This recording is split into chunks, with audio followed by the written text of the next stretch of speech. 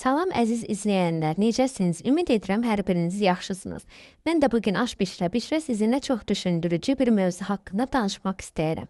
Əminəm ki, bu mövzuya hər kəsin fərqli baxışı var. Amma sona qədər qulaq asın. Mənə həmişə bir sual maraqlı gəlir. Bəzi kişilər necə olur ki, evdə onları sevən, hər çətin gündə yanlarında olan, övladlarını böyüdən, ailəsi üçün gecə-gündüz çalışan həyat yoldaşını aldada bilirlər.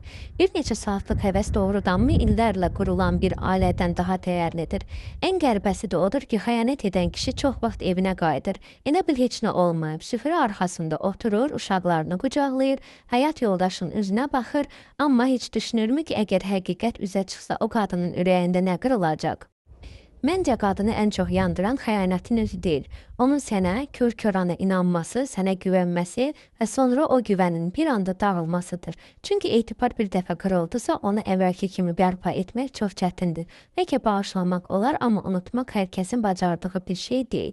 Bəzən eşidirik ki, kişidir də, bir dəfə olub, kişiyə olar. Mən bu fikirlə heç vaxt razılaşmamışam. Xəyanətin qadını da ağrıdır, kişini də. Amma onu adi bir şey kimi göstərmək nə ailəyə, nə də münasibətə kömək edir. Xəyanətin cinsiyyəti yoxdur, amma nəticəsi həmişə ağır olur.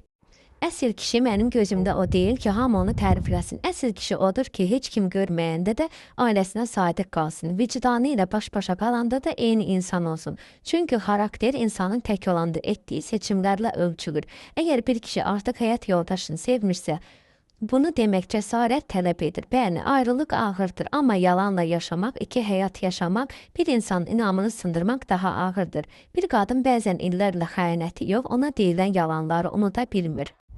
Unutmayaq ki, ailə təkcə toy günü qurulmur.